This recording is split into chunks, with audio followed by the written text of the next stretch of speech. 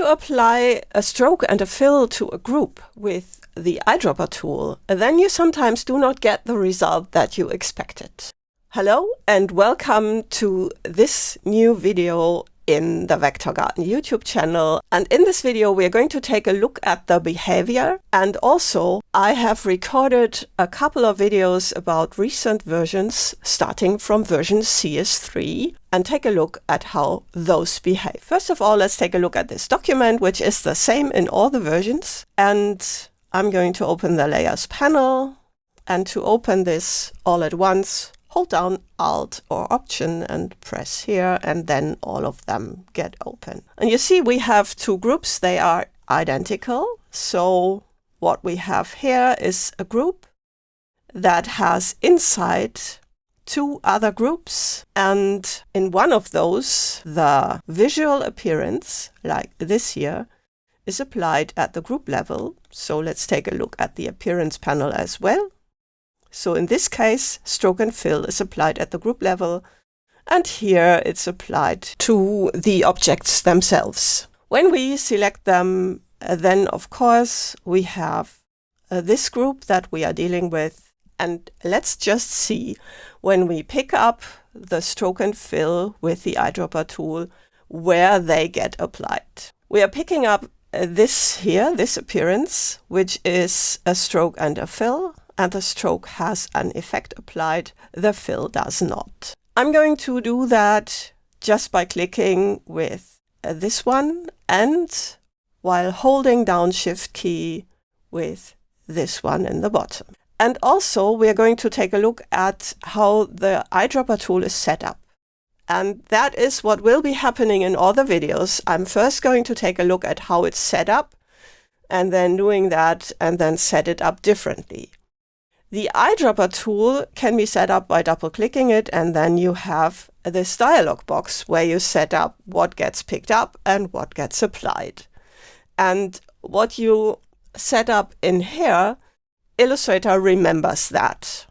So when you close Illustrator, it saves that, and when you open it again, you get the same thing that you left Illustrator with. In those videos, I did not reset the preferences, which would have reset them, but I just opened it in the way I have left it years ago. In this case, it picks up appearances and also applies them.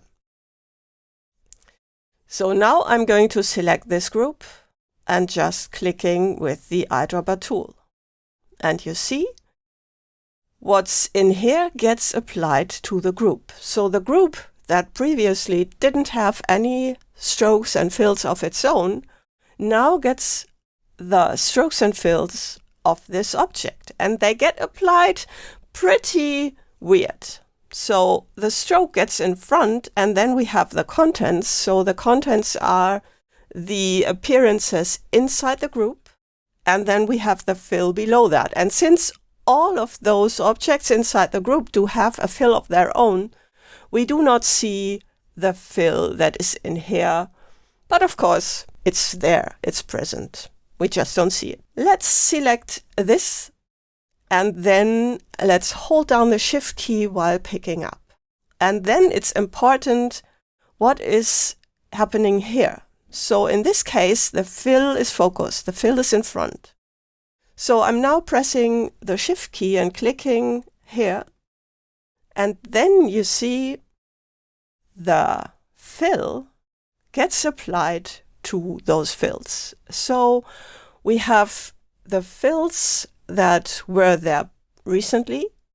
They all get replaced by that fill here. In here, it doesn't get down to the object. It just gets replaced in the group. Okay.